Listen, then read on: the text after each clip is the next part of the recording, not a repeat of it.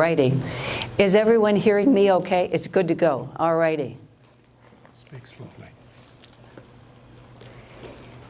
How many of you have a hearing loss that you know of? A lot of people. A lot of people. How many of you have done something about it? Good. Good.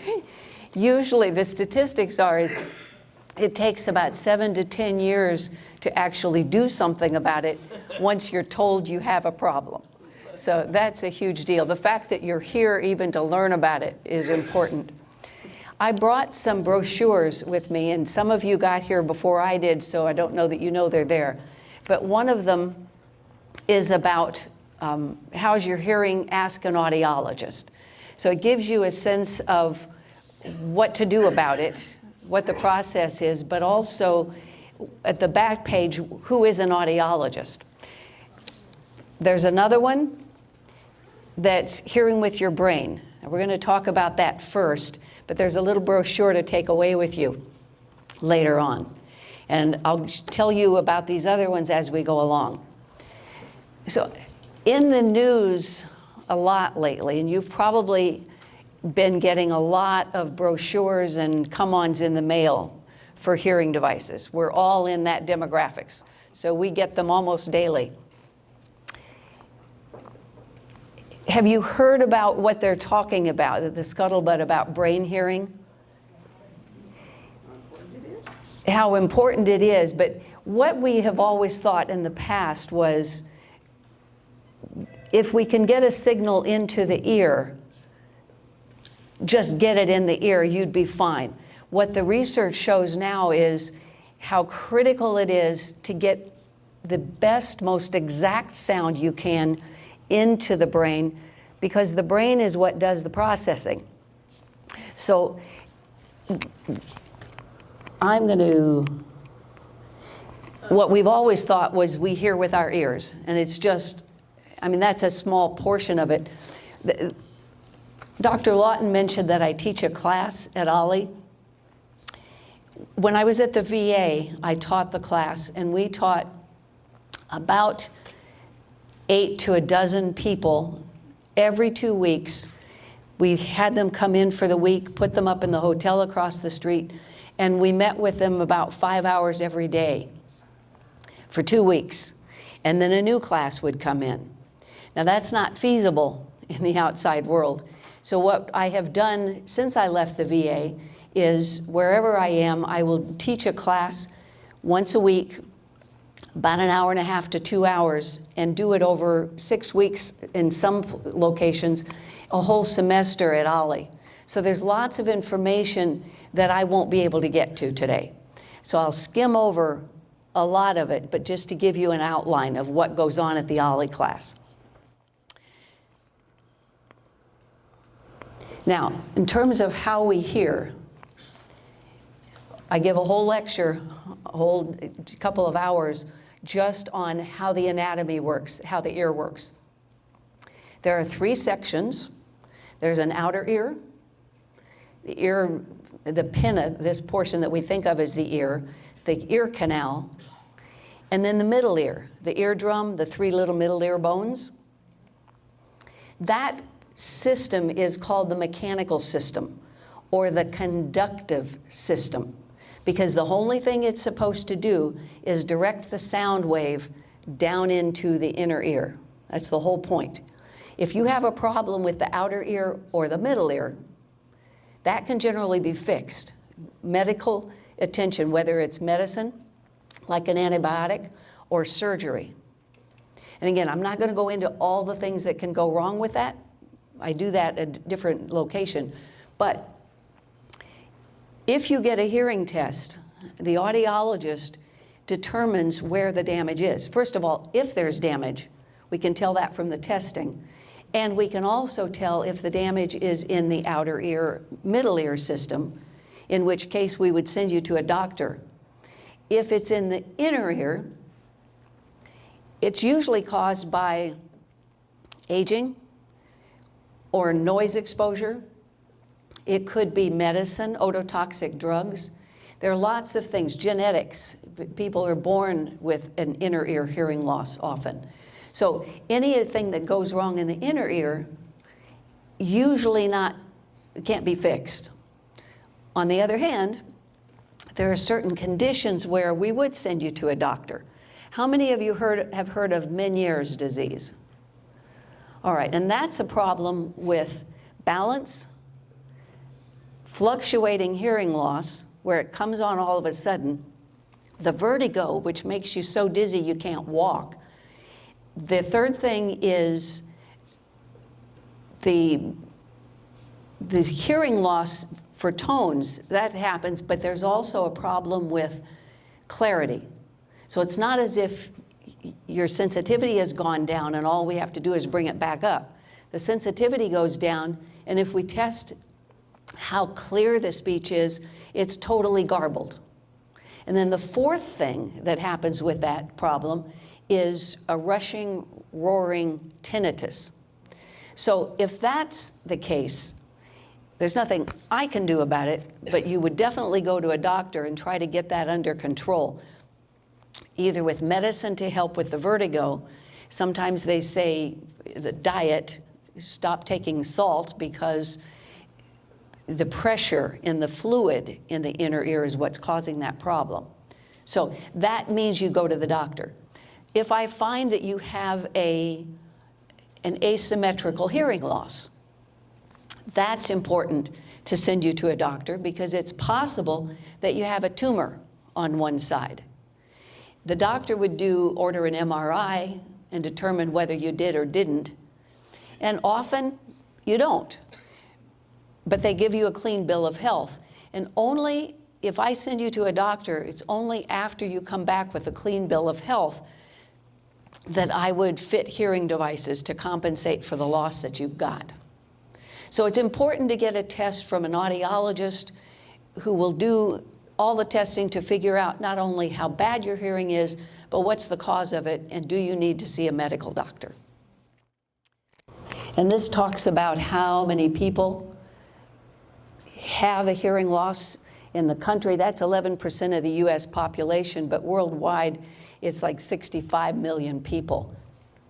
We always think of aging, which is the biggest problem with noise damage or hearing loss, but when I worked at Providence Speech and Hearing Center, we went over to the hospital and tested every baby within 24 hours.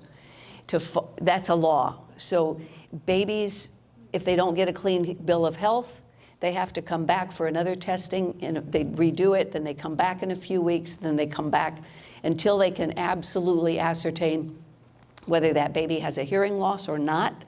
And if so, they pop hearing aids on the baby as fast as they can.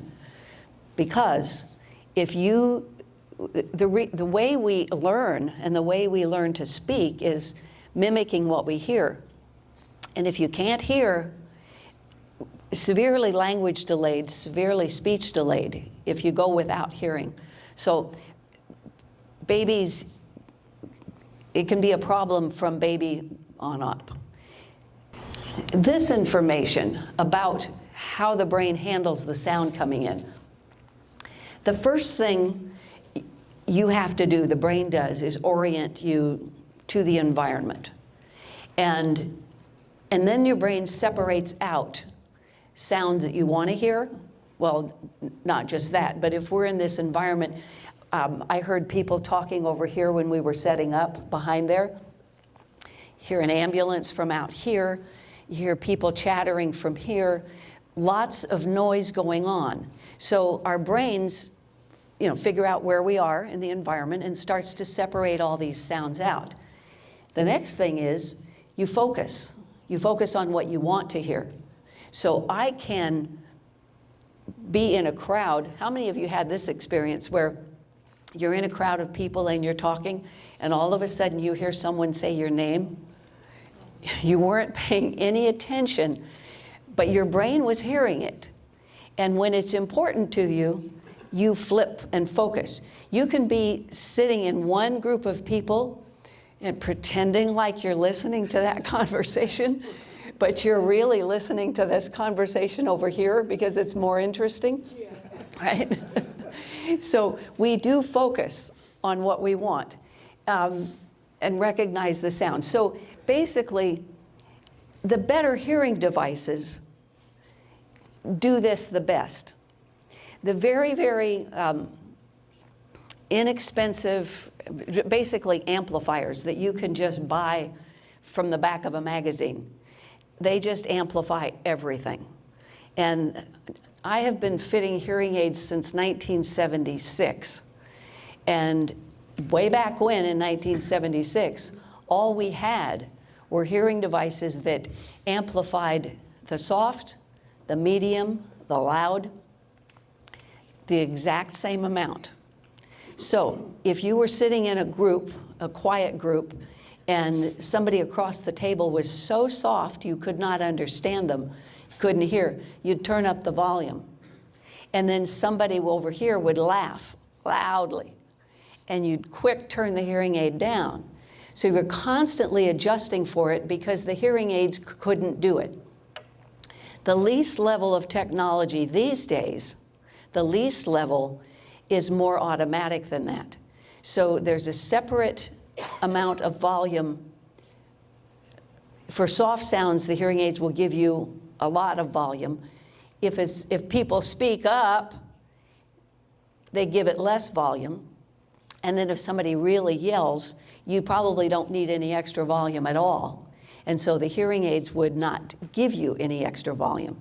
So even the least expensive devices these days is more automatic like that.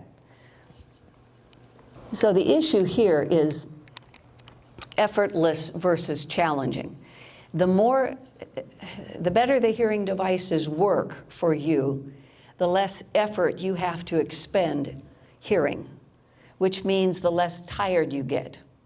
And what's interesting is with the new technology, they've done research to show that the technology, because you don't have to work so hard, because you're not as tired, you remember more, which is very interesting. And they did studies by actually measuring memory, and they did studies to see how much effort you were putting out by pupillometry. I didn't realize this, but if the more effort you're expending, the broader your pupils get. Yeah, and so if you're really working hard at it, they could actually measure and see that. The less effort, or maybe I have it backwards. Probably have it backwards. At any rate, they can tell. And I don't do that test. Okay, so just as a test, just to show you what this is like, can you all read that word? Okay, so I'm going to go through these words and fairly quickly, and I want you to say it out loud what you hear. Okay, are you ready? Hear or see? Pardon? Hear or see? Well, you're going to have to see this for sure. If you can you all see that word? Yes. Okay, so here comes the next one. Say it out loud loudly. Table, lunch, tracks, lines, glass, washer, buckle, coast, stones, machine, lunch.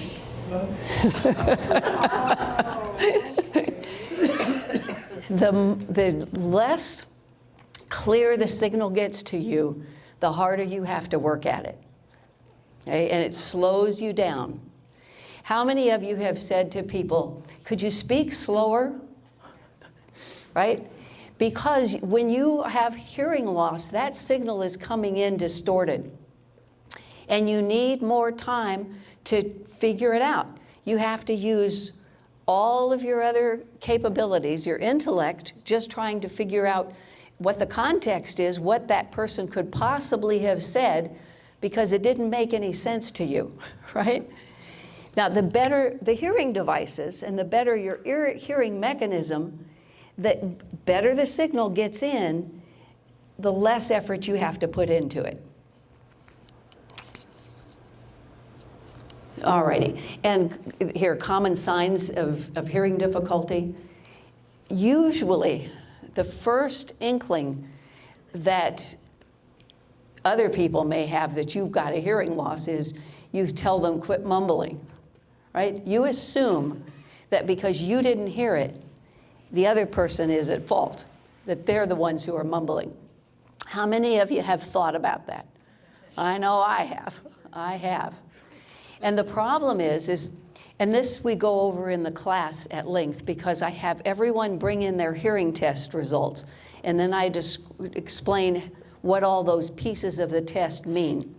But typically, when you have a hearing loss from aging, you lose the high pitches first. The high pitches are the pitches that give you the clarity. The low pitches we hear just fine. And the low pitches give us the sense of volume. So the issue is you hear people, you know they said something, but you don't know what it was, right? You're hearing the bass because that's coming in naturally, normally, but the high pitches have been filtered out because of your hearing loss. So you know somebody said something, but you didn't understand it, and so you blame them. If they would enunciate better, you'd be okay. Or if they'd speak up, or if they'd slow down, or if they'd quit mumbling. Lots and lots of excuses, but usually when that starts to happen, you should get a hearing test. In fact, everyone should be getting a hearing test every year as part of their physical. You want a baseline no matter how old you are. And the second thing is you want to track it so that if the hearing is getting worse a little bit every year, you'll know it. Now, when is it bad enough to get hearing aids? I've had some people come into my office who said, the doctor said, I didn't need hearing aids. He said, it's not bad enough. Or you can go another year. I once worked with someone, I overheard an audiologist say to her client, what you have, the hearing devices you have are adequate. And I thought, well, that's rude to relegate someone to adequate. If you know that there's a better hearing device out there where they could hear better, let the client decide whether they think their product is adequate or not. Because that's a personal decision about what you're going to do about the loss. But I think as an audiologist, I owe it to you to lay it out there. You may have 3-year-old hearing aids and something else is a lot better, or maybe even a little better. One gentleman I worked with, an attorney who needed to hear the best he could. And a year after he bought the best product, a year later, something better came out, and he listened to it, and he said, yes, it's a lot better, so he bought that. 3 years later, something better came out. He tried that, and he said, it's a little better, but not that much better to warrant the cost. The next time something came out, and he tried it, it was a lot better, and so he purchased again. Again, it's my duty to tell you what's out there, and then you make the decision as to whether or not you think you need something better, or if it enhances your lifestyle. That's your choice.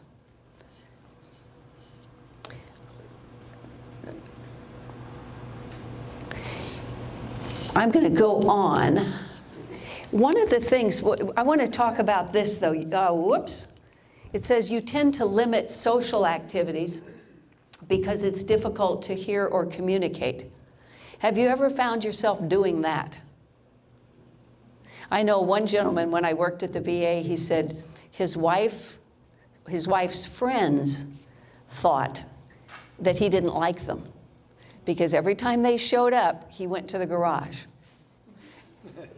When he found that out, he apologized to them. And he said, I just can't hear you. You know, everybody's talking at once, and it's no fun for me. I can't partake in the conversation, so I just go away. That also is a red flag, because when that happens and you start isolating yourself because of that, I brought this, and I don't know that I have enough for everybody, but if you want more, my name and number on the back of these brochures, so you can come by my office and grab one. But this talks about risk of dementia. Now, all of us have a risk of dementia. It goes up, our risk goes up with certain illnesses. But hearing loss, if you have a mild hearing loss, just a mild loss that goes untreated, so you're going around with a mild loss, no hearing devices, it doubles the risk of dementia. If you've let it go until you're in the moderate range, triples the risk of dementia. A severe loss with no hearing devices, 5 times the risk. I had a mild hearing loss, high pitches. If I couldn't fit myself and I had to pay $8,000 for these devices, I probably wouldn't be wearing them. However, after I thought about this, when I saw the data, I thought that just really doesn't make any sense. So I finally put them on. I used to just put them on when I was in a group like this or I went to a noisy restaurant. But the fact is I need to wear them every day, all day, because the brain actually rewires. If you have a loss and you don't do anything about it, this portion of your brain that was accepting this signal, if it's not getting the signal anymore, the vision takes over. It actually usurps that section of the brain. And when that happens, it makes sense because you start to pay more attention to lip reading. But when we measure the clarity of somebody in that condition, the speech is now more garbled. It's more distorted. Fortunately, what they found was if somebody then puts on some hearing devices and wears them constantly, the brain rewires back. And that's good, and they've actually measured too that the distortion gets better. The clarity actually gets better. So I decided, just do it, right? What are the pros of wearing hearing devices? What's good about it? You can hear. You can hear. Say, what did you say? Yeah, the con is if you don't wear them, mild cognitive impairment. It happens. It happens. One woman said to me, she was taking my lip reading class at Morningside for a long time. And she finally came one day and she said, I want to get some hearing aids. And I said, well, what changed your mind? Because this had been going on a long time. And she refused to do anything about it. And she said, well, last night I was at bridge and the lady across the table from me said, get a hearing aid. Everybody has a point where you decide to do something about it, whether it's your children, your spouse, in my case, this data. And I was having trouble hearing clearly. I heard people, but I wasn't quite getting it. So I was getting to the point where I was constantly saying, excuse me, I didn't understand what you said. And that got tiresome.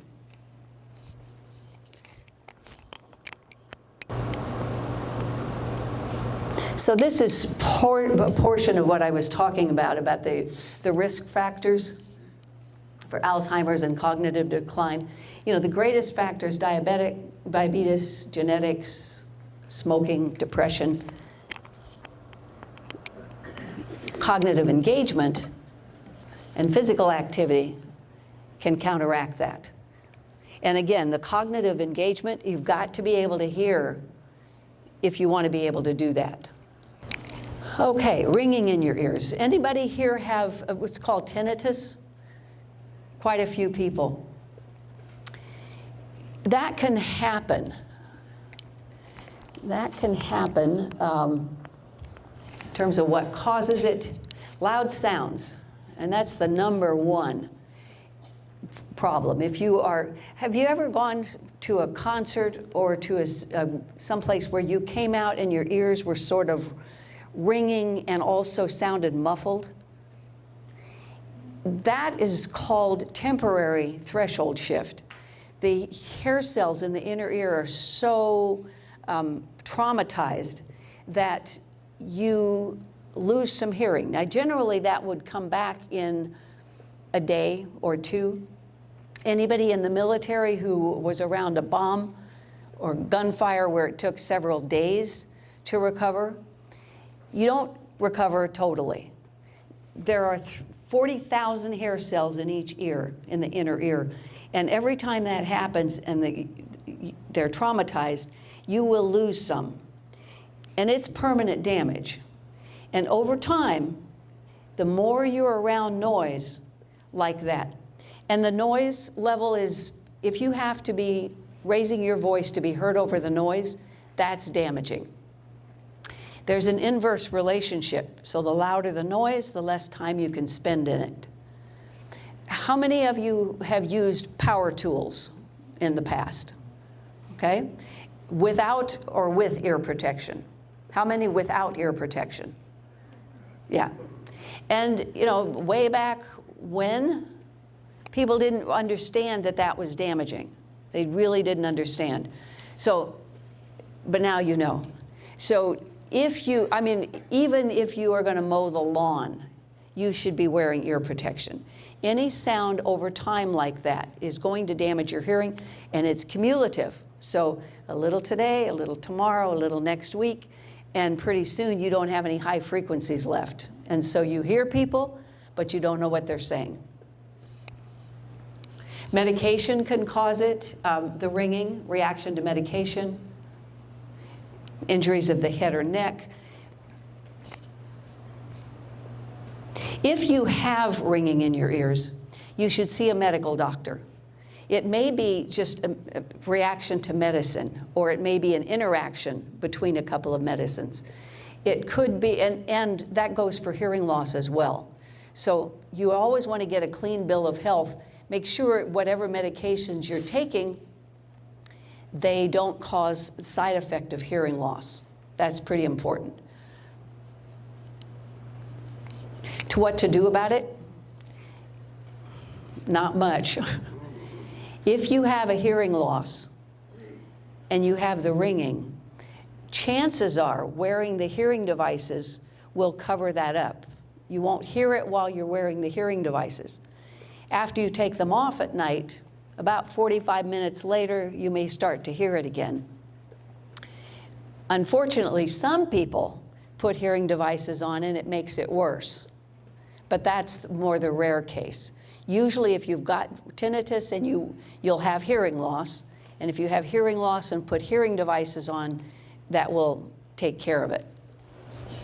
How many of you have had a hearing test? Okay, good, good.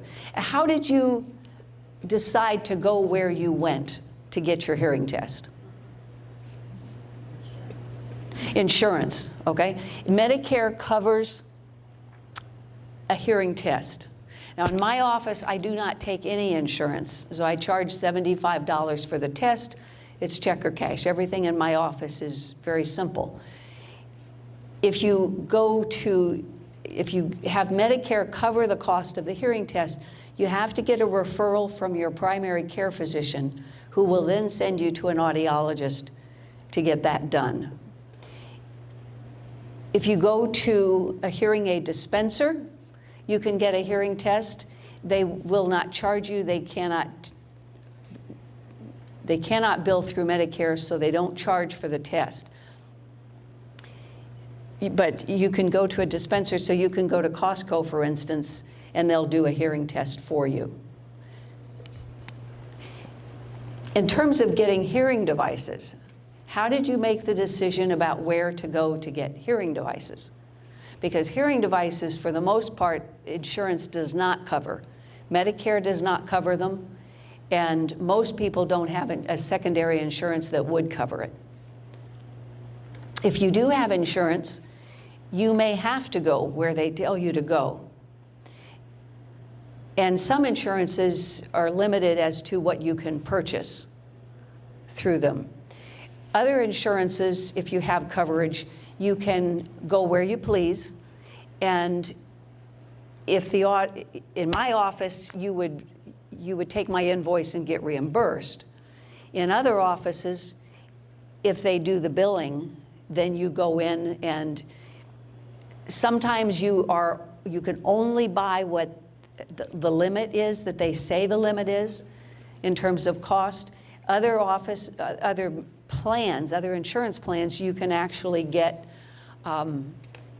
whatever you want, and you get reimbursed a certain amount and you pay the difference. So there's a wide variety, but the best bet is to call your insurance company and find out exactly what's covered. Is the test covered? Are the aids covered? Can you go anywhere you want? And if so, can you get reimbursed if you just pay out of pocket? All righty. There's another booklet here. So I showed you the one booklet about brain hearing, and this booklet is preparing for your visit.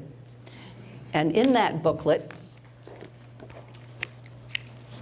it definitely says to bring someone with you, because, as we know, we don't always hear everything or remember everything, and it's nice to have another brain there with you, maybe thinking of different questions that you didn't think to ask, and writing down notes for you, and just remembering what went on. But on page 10 of this booklet, it says, to what extent do you agree or disagree with the following statements?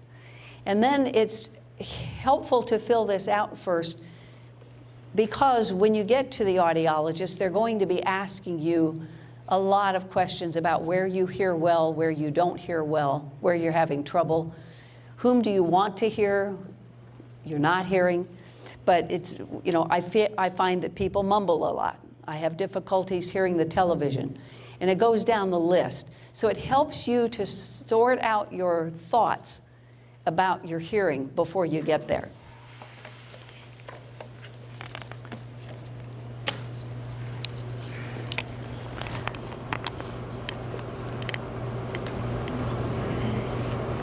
So the new technology came out about 2 years ago, maybe 2.5 now.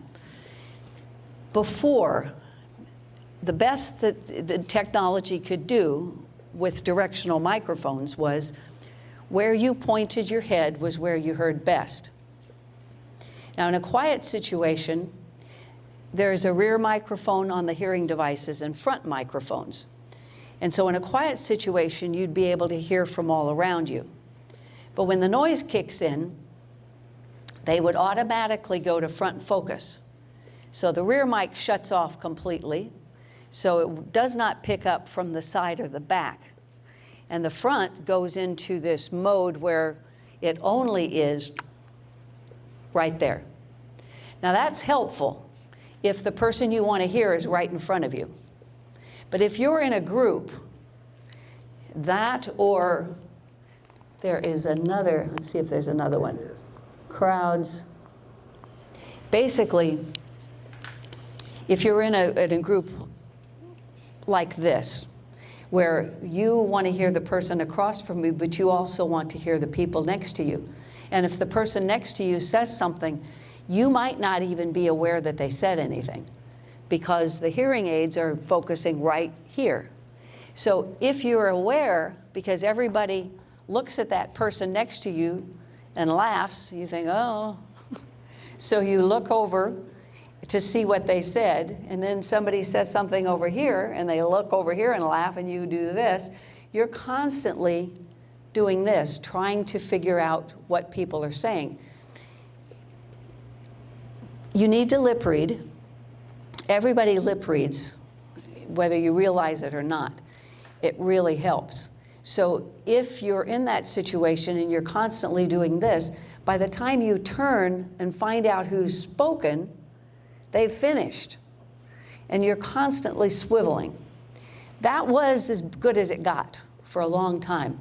But a couple of years ago, they came out with a product, Oticon came out with this product that is called Open, O-P-N. And it, in a noisy situation, it will pick up sound from all around you, but it can differentiate between speech and the noise source. So if you're outside, and well, if you're inside and somebody, you know, a kitchen noise, for instance, comes from that angle, the hearing devices would recognize that noise source, whether it's a tea kettle or pots and pans clanking or water running, it would push that to the background and recognize speech.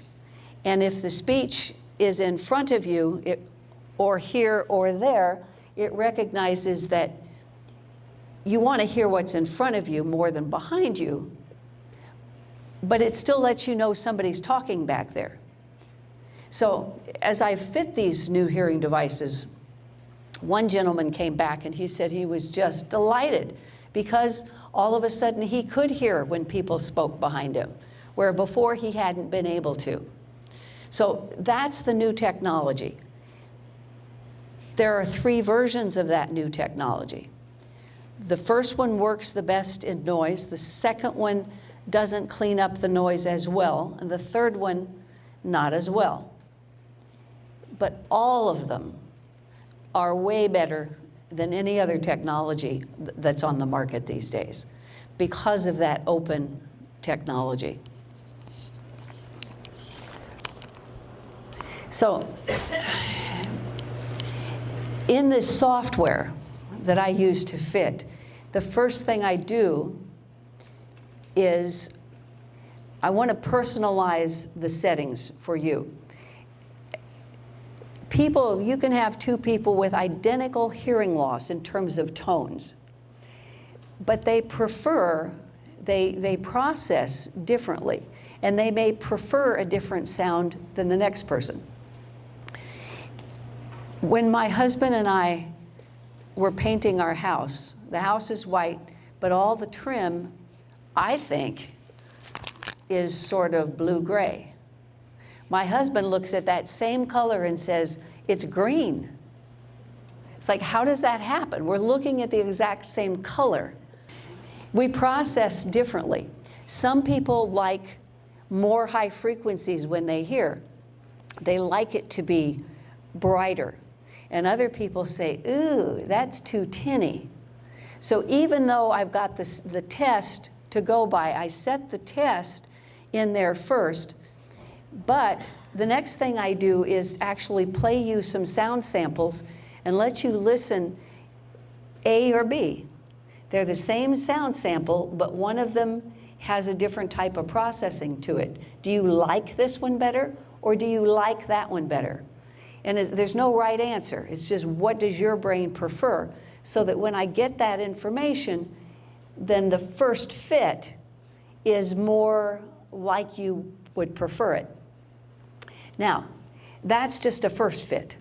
In my office, I have you come back every week until we get the fine-tuning properly, because it's rare that I could fit a hearing device and the person says, this is perfect. I remember one man, he'd already been a client and purchased hearing devices 3 years before that. And when he came in, he said, I'm fine. I'll let you know if I have a problem.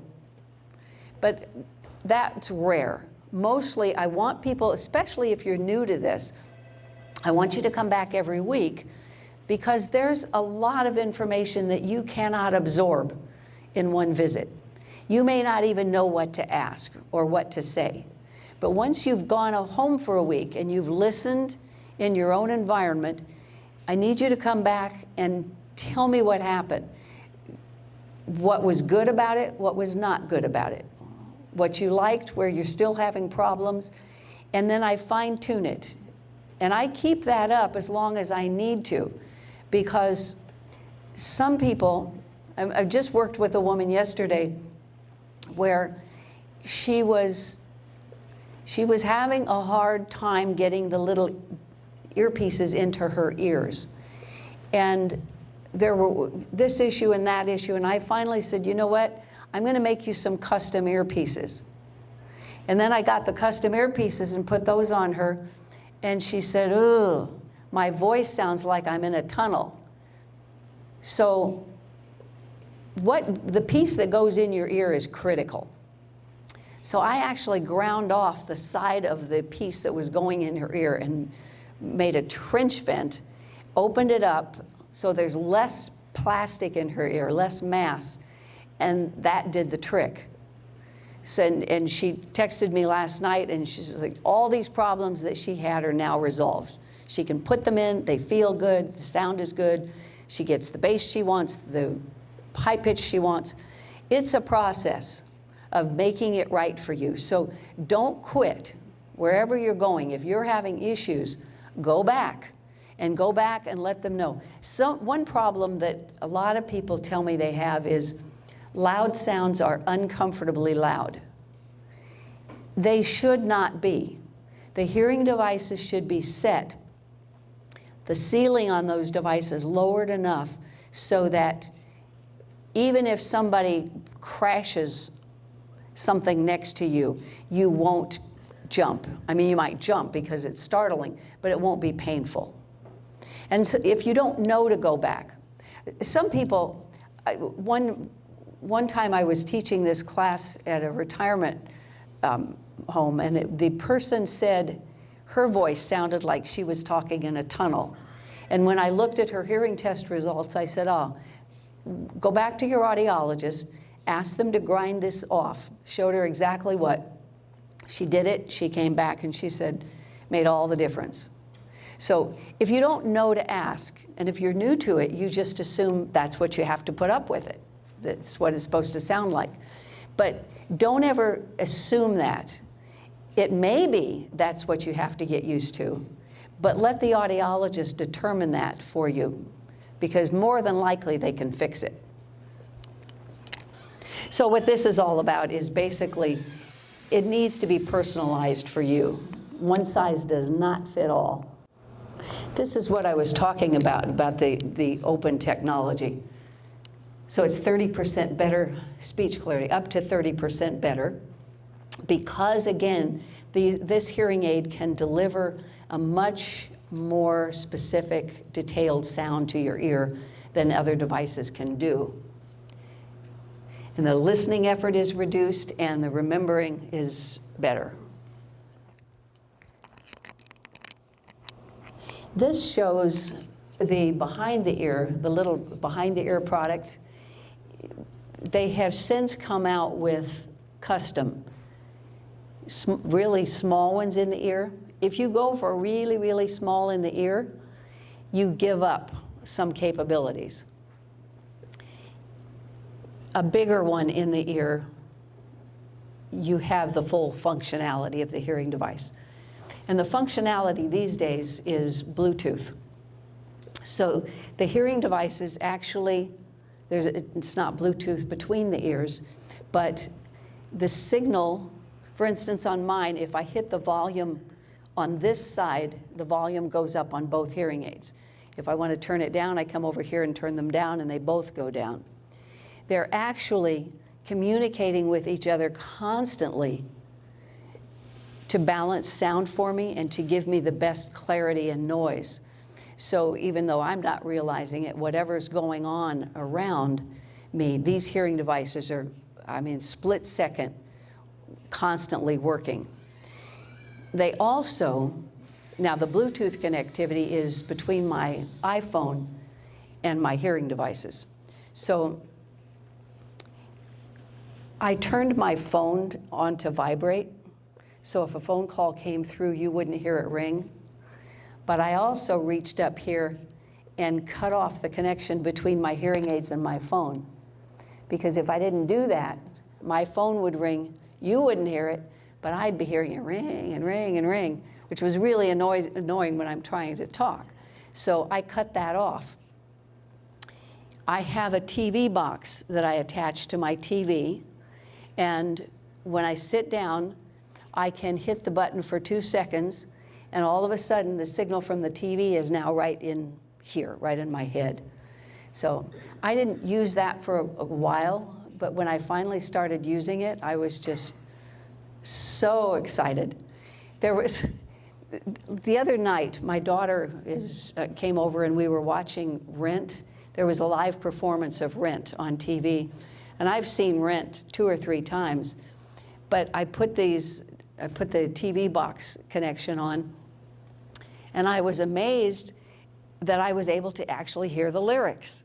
And I was very excited because all these years I'd been missing these lyrics, and it was pretty important. So it's an extra enhancement that most people would say, I don't need that. And honestly, I could get by without it, especially because I use captions, but it's so nice to have that extra help. It takes the tension away, it takes the effort down to make it a more comfortable, fun situation. And this shows the phone. It's hard to see if the phone, the TV box is down below the hearing devices. There is a remote control. Now, I'm showing you gadgets for Oticon. I'm showing you Oticon hearing aids because those are the ones that I fit. If you go to a different audiologist, you may get a different product, a different manufacturer. There used to be at least 4 dozen different hearing aid manufacturers. How do you know which one to get? You don't. It's very difficult. When Oticon was the first manufacturer to actually develop wearable digital hearing aids back in 1996, it took Widex came in right after that, and then it took other companies who had the money and the ability to develop digital devices. It took them another 2 years, 3 years to get on board. And what happened during that time is that the major companies bought up smaller companies because the smaller companies didn't have the wherewithal. So at this point, like Oticon owns Bernafon and they own Sonic Innovations. Like automobiles, you will have one company that maybe owns several different brands, and one brand is going to be the high end, and the other one's not so high end. Oticon's products, they now have a parent company called William Demont. He was Oticon is the oldest manufacturer in the world and one of the largest.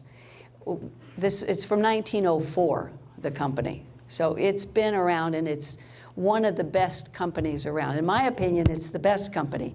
They're the ones that have the latest technology. And what's important is a company that's big enough so they don't go under, because I've seen that, where people will buy hearing devices from a startup, and that company isn't around in a few years, and then they can't get their hearing aids repaired. So that is an issue. You want to get a major brand. And the other issue is the technology. Now, you get what you pay for, always. So the better technology is going to cost more. The only reason why you would not want that best technology is the money. And in that case, you have to pick something that you can afford and that you feel comfortable with. More than anything, you have to feel comfortable with your purchase. But Oticon is the better technology. They also own Bernafon and Sonic Innovations. Siemens is now bought out by Signia, and I think they've now got a new name. But they own other companies. I think they own Unitron, they may own Rexton, or maybe it's Starkey that owns all these other companies. But in any major manufacturer, there are going to be levels of technology. So Oticon's products, I'd mentioned the top 3. They also put that new computer chip in 2 others. So they're less expensive. They do not have that open technology. There are certain things about it, because of the new computer chip, that are better, but they don't have that open technology. So in my opinion, if you're going to get hearing devices, if you can do it, get at least one of those levels of the open, because that works best. So, as I was saying, these are products from Oticon, but Phonak and Siemens or Signia and Starkey, they all have Bluetooth technology. Everybody has Bluetooth unless it's a really low-end brand. They have the Bluetooth connectivity, so you'll be able to get connectivity with a phone, a TV, and hopefully ear-to-ear and a remote. Now, the iPhone has connectivity, so you can use your iPhone as a remote. So you can actually turn the volume up and down on an app on your iPhone instead of reaching up to your hearing aid and doing it that way. I'll tell you a bit about this, but I don't know a lot about this. I've not delved into it, but these open hearing devices, it's the world's first device that actually connects to the internet. So it's very interesting that they have you heard of this technology called IFT? It's if this, then that. If this, then that. So the way it was shown to me and described at a conference was you could buy a device on the internet that has this technology, a device for your doorbell. And you connect that to your computer, which is connected to your hearing aids. And you tell it, when somebody presses that doorbell, you want to hear it, you want to hear a message in your hearing aid that says, someone's at the front door. Because if you get two of these, you can get, front door, back door, side door, and whichever one they press, you program it so that it tells you in your ear what's going on.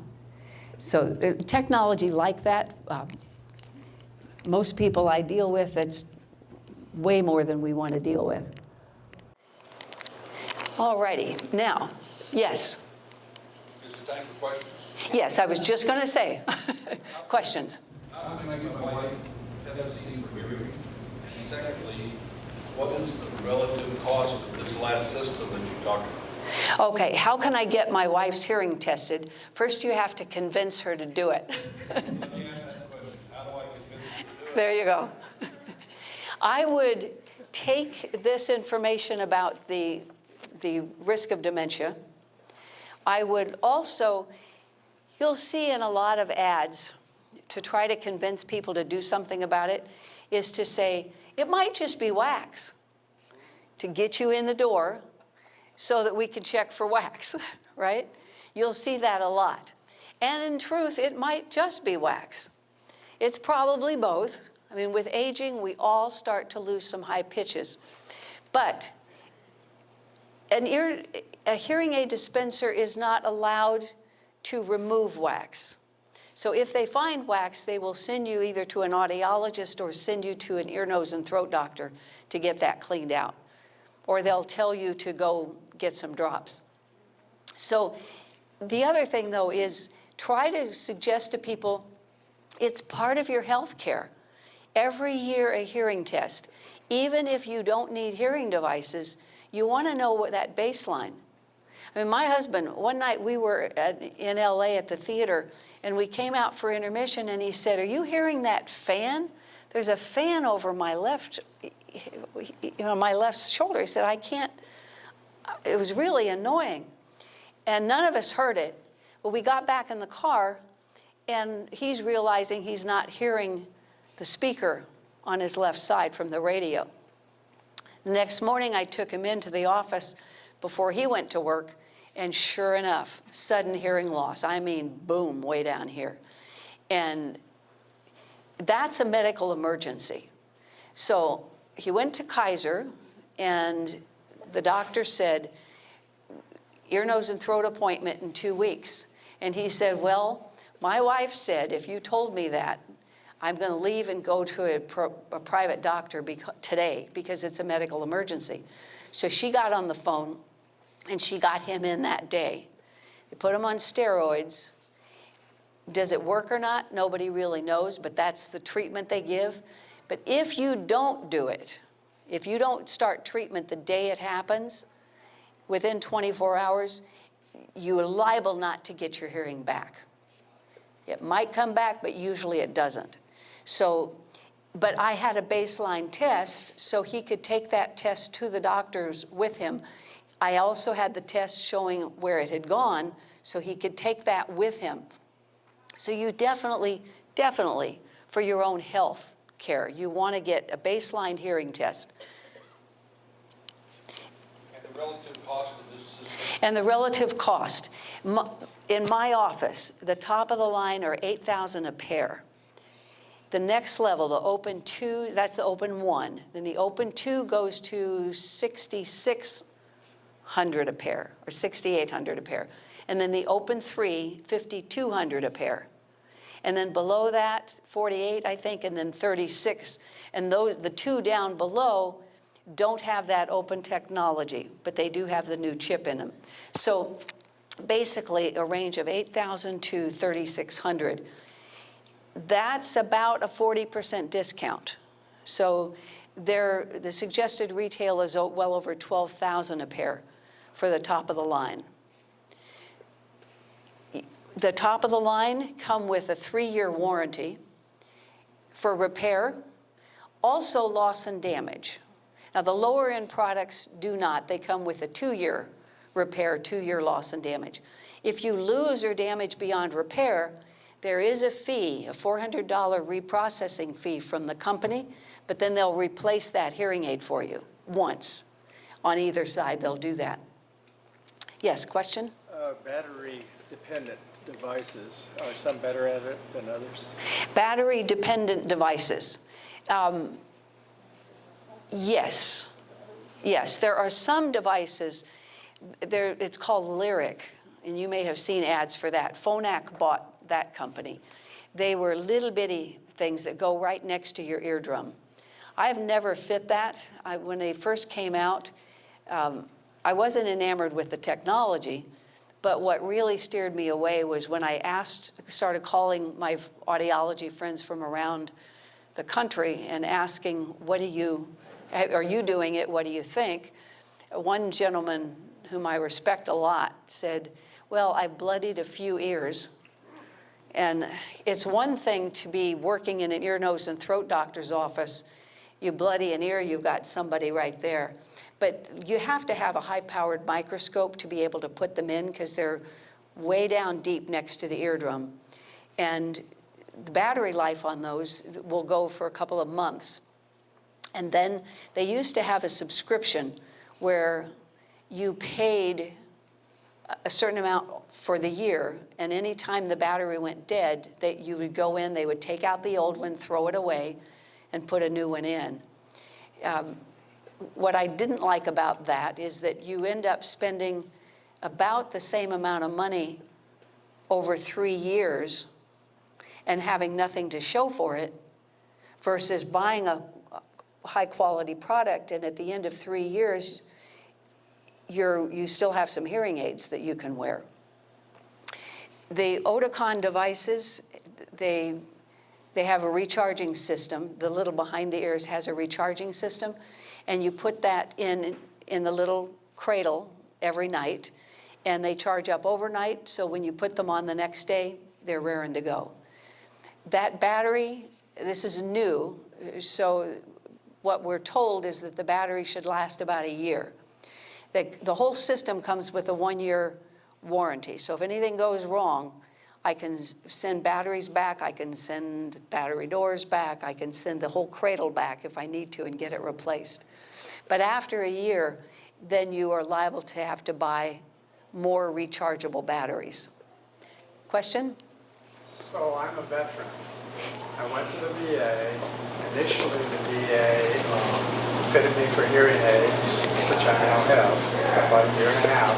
And then their business office said you can no longer qualify for support from the VA money. So I have not been back to the VA for follow-up tests or anything like that. I have the hearing aids. I said to the woman, I said, well, okay, you fitted me with about $9,000 worth of hearing aids, and Phonak top of the line. I said, do you want them back? She said, no, you can keep the hearing aids. You just can't go back and get them tested or anything like that because, you know, there's a law that says if you make too much money and you can't, you won't do that. So what do you suggest I do? Since I have been wearing these hearing aids for a month and a half, I've not done anything except put them in my ears and take them out of my ears at night. Sometimes I get muffled sounds, sometimes I get, you know, especially in a large group, I get a lot of noise and I just basically take them out. So, I don't necessarily working for me all the time, and yet I'm getting no support from the VA. Okay, this gentleman is talking about hearing devices from the VA. I worked for the VA for 10 years, and in those days, in order to get hearing devices, you needed to have you needed to either have service connection for hearing loss, even if it was 0%, meaning your hearing wasn't too bad, or 50% or more for any condition, and then or a military retiree. Then you could get hearing devices and care from the VA. Since then, they've changed that, and my understanding was if you were a veteran, you could get hearing devices free from the VA. You didn't have to have any of those other restrictions. However, I've been hearing some people say, yes, I went to the VA and I had no problem getting them. And other people say, yeah, I went to the VA and they said I made too much money and I couldn't get them. This is the first time I've heard this story, which is I went to the VA, I got the hearing aids, had them for a year and a half, and now they're telling me I make too much money and I can't go back and get help. Now I don't like that at all. That's crazy because it seems to me they'd have to take care of you, but they won't. So what he's saying is he hasn't had the care and he needs to know where to go to get some follow-up. So it used to, what I have done, because people were getting their hearing aids at the VA in Long Beach and did not want to go back and forth to get their help there, their treatment, they would pay me. They would get the hearing devices for no charge, but then come and pay me to do the fitting and the fine-tuning. So you can do that. Now, this leads to another point, and that is, you said they're Phonak hearing devices. Now, I have fit Phonak hearing devices, but rarely. And if you want the best help, and you're going to go someplace else other than where you got them, find someone, and I'll tell you how, to find someone who does a lot of Phonak hearing aids. Because you know what it's like when you get a new piece of software on your computer? It's agonizing when you have to learn, even when it's a Windows update, and you have to learn, even if you know what you want to do, how do you get to the control panel? How do you print? You know, something as simple as that. But if they change the look of it on you, it's a problem. So with hearing devices, every manufacturer has their own proprietary software. And every time the person comes in with that Phonak hearing aid, I have to relearn the software. And often I will call the company, get their tech support online, and say, okay, this is what I want to do. Which screen do I need to go to? How do I get that done? So, and that's painful. So what you can do is you go online to Phonak, PHONAK.com, and there should be on their front page how to find a hearing care professional. And call the company, but you want to quiz them, because if you came to me, I would be really doing you a disservice, because I'm not familiar with their products enough to be able to fine-tune exactly what you've got. And if you're going to pay somebody to do it, pay somebody who's an expert at that. When people come to my office and they call me about a Widex, I get on the phone and call Widex and find somebody in their neighborhood. But I also ask them, do they do a lot of product? I don't want you to give me a name of somebody who's like me, who does ones or twos a year. Give me somebody who really is comfortable with the product who will be able to help you out best. Yes? How do you feel the quality is of those free VA hearing aids? What's the quality of the free VA hearing aids? Outstanding. Outstanding. They fit the open ones, the Oticon open ones.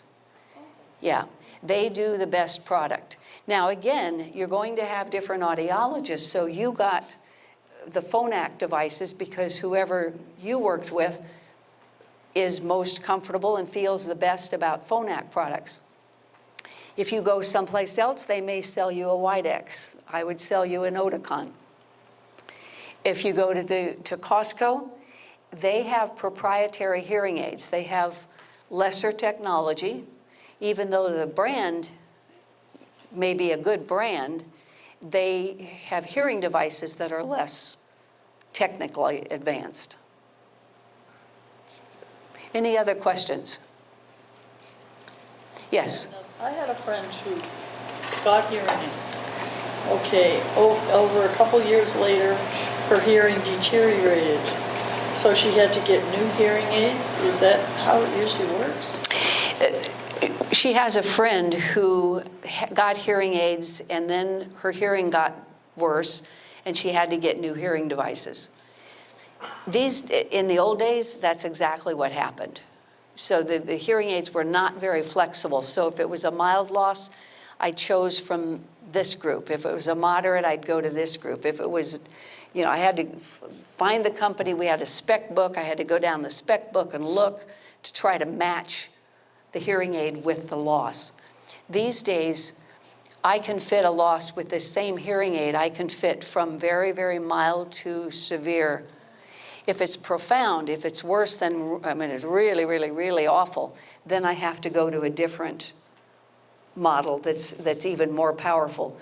But for the most part, I adjust the programming, so I change the settings for you as your hearing shifts, which is another reason why you should go every year to get your hearing tested, because if it is a little worse, the audiologist can fine-tune the hearing aid a smidgen to keep pace with your loss.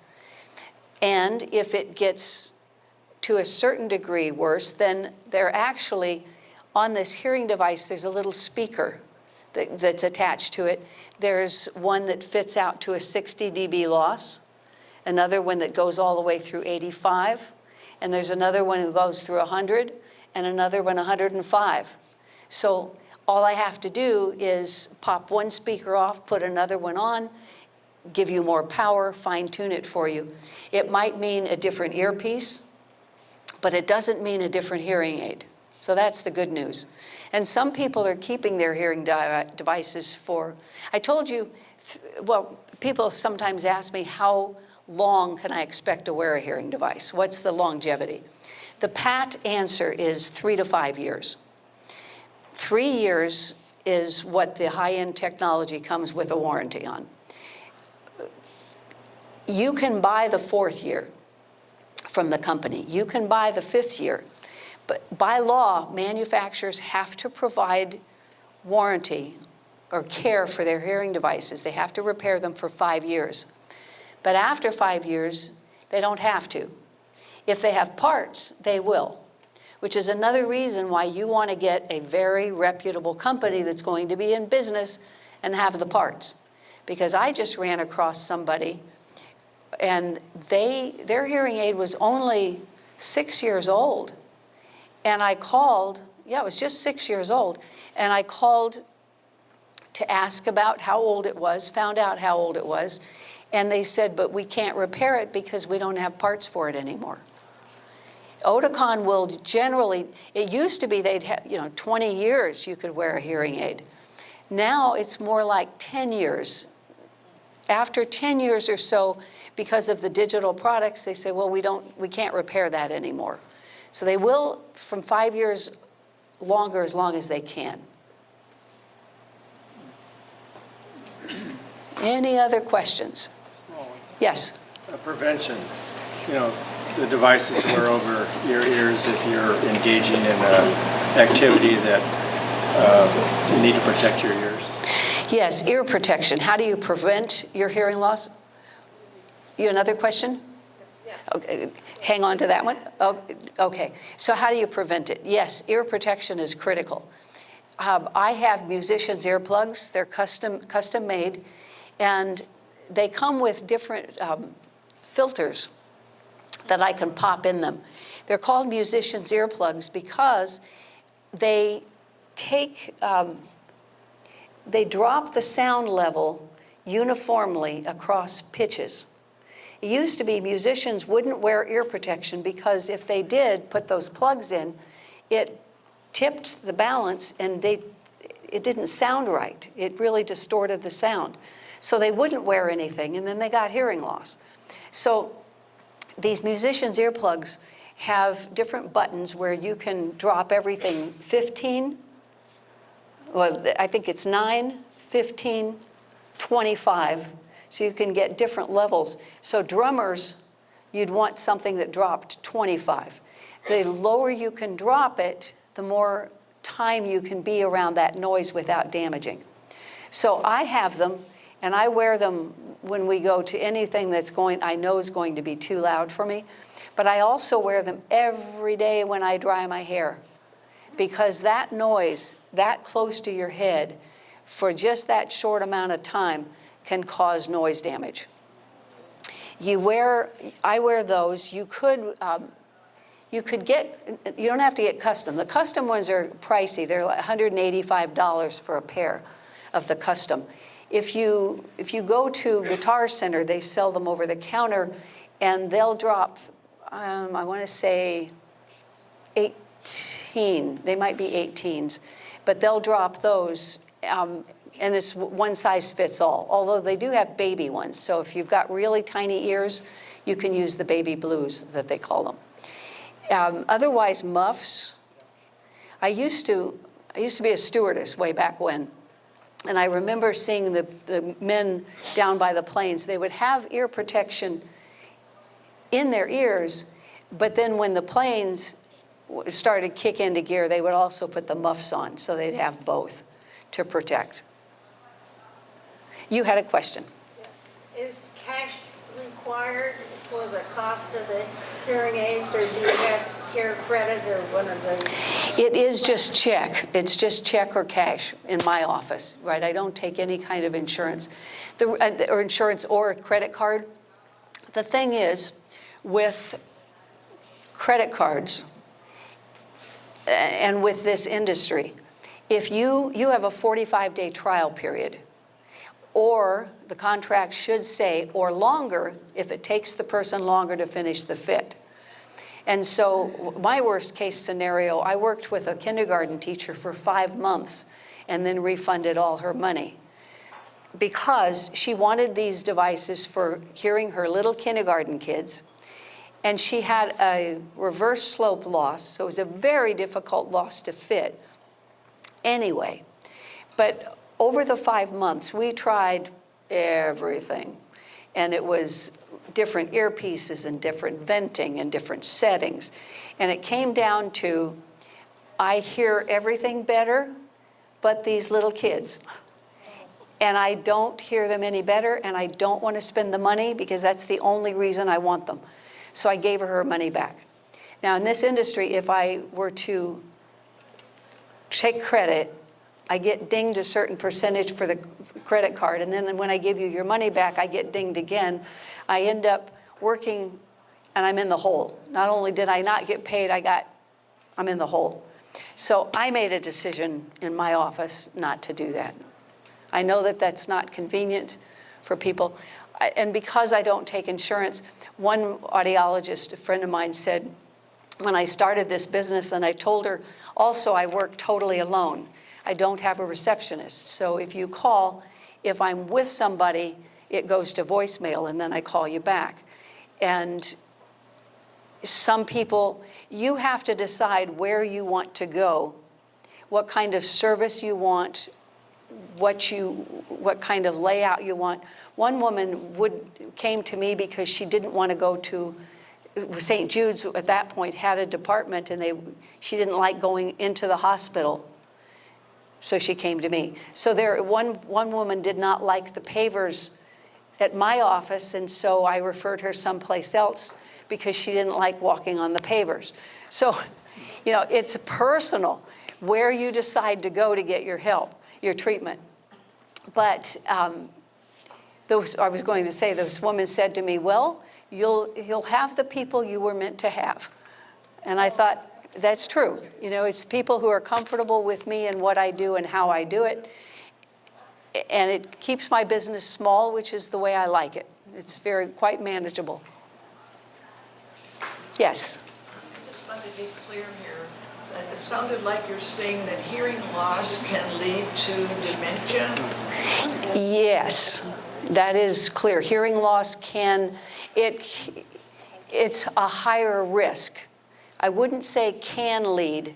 I suppose it can lead, but there's a higher risk. And they're assuming that the risk of dementia with untreated hearing loss has so much to do with pulling back socially, not being able to communicate. And they've shown, especially, I work in a retirement facility down in Stanton, and they have a memory care center. And it's very interesting. The people who have Alzheimer's, if they're wearing hearing devices, they're just higher functioning. They're higher functioning because they can hear. Not that they don't have Alzheimer's, but it's just plain higher functioning. And it stands to reason. If you can communicate with somebody, keeps you in the loop. Mm-hmm. Everybody all set? All right, well, thank you so much. Thanks.